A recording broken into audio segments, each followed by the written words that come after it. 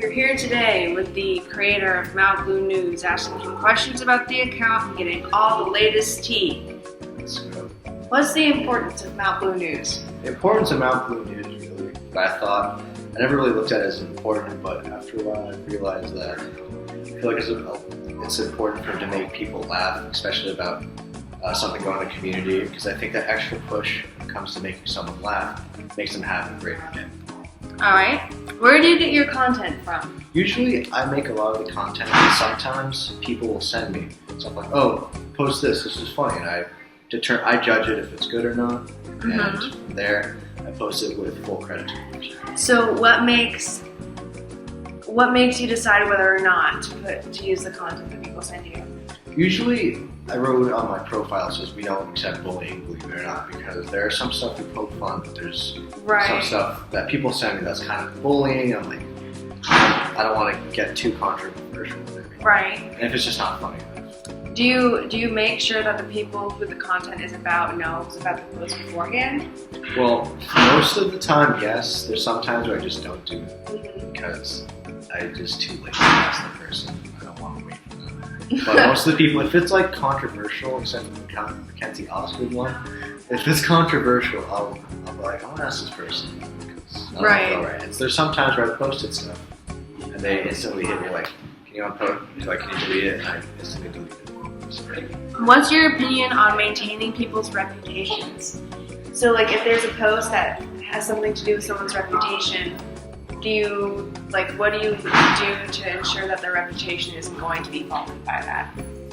It depends if it's going to be a light joke or like a hard joke. Because sometimes I won't care about a person's reputation, and it's like, well, you did this. It's kind of, whatever you did was kind of scummy. You did this, but most of the time it's nothing really about that. To maintain reputation, it's usually just a light joke, lighthearted. It's like, oh, you look like this person, or you did this. That was kind of funny this one time. Blah blah blah. Yeah. Do you post for clout? Of course. Why wouldn't I? What's the raciest thing? Raciest thing? Yeah. Like, what's like the most controversial or high risk thing that you have on the page? Yeah, I can tell you that. There's been a few, but the one was Mackenzie Osgood, the white girls forced Mackenzie Osgood.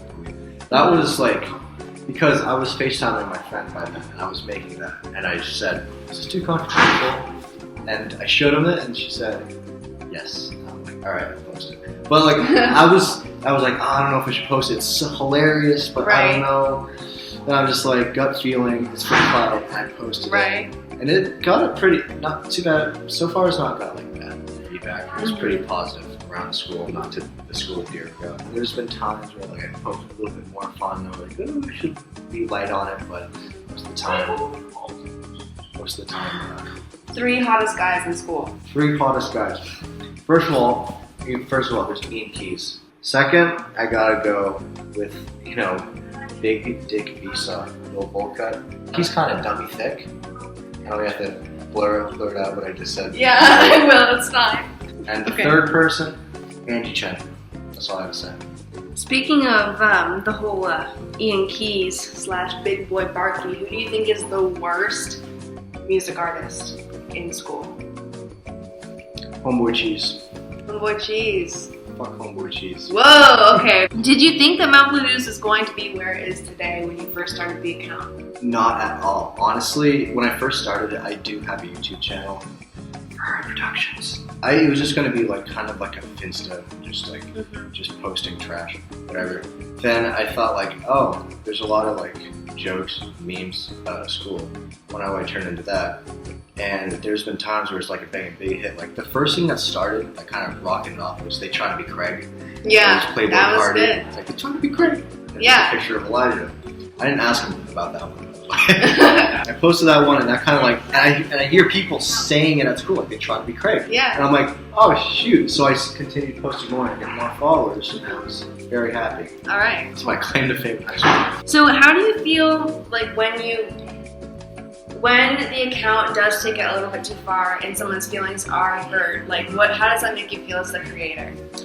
It's happened before. I'm not going to give out any names, but I did make a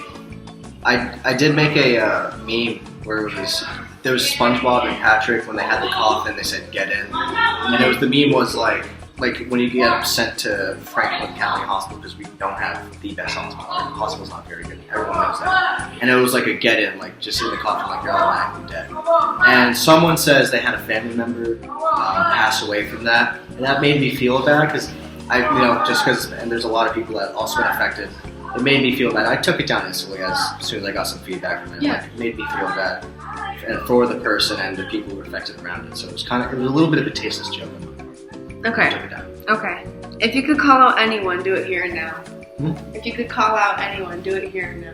Could it be a teacher? Or is that too controversial? Uh, It'd be Nick Frazier because I posted one meme where he looked like the caveman picture on Weeder's room. He looked like a caveman. I posted that. He said, "Bro, take it down, bro." And he started getting super anal about it. So, yeah, I'll call you out. You gotta take a joke. If you're gonna dish some good stuff, you gotta take it as well. So, just for editing purposes and, me creating this, is it okay if I use edits to change what you said and to, like if you said no to something, I could edit in yes? Like, do I have permission to do that? Depends on which one It's it going is. to be, like, really, really poorly edited. I gotta edit for you. No, like, that's the point. It would be poorly edited so people know that you didn't actually say that. Sure. Okay, shake on it. Sure. All right, thank You you. even got on the first one. Yep, thank you.